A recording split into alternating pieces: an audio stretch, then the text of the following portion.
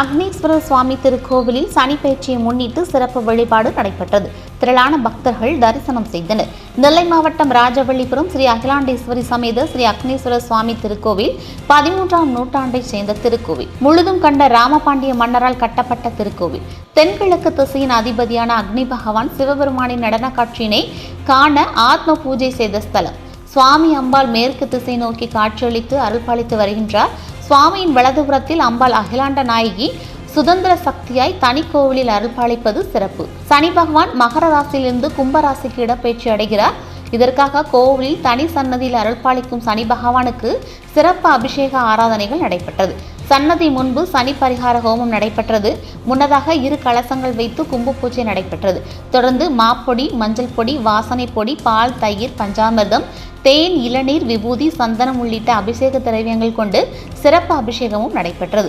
நிறைவாக சிறப்பு பூஜைகள் செய்யப்பட்ட மகா கும்பம் கொண்டு கும்பாபிஷேகம் நடைபெற்றது.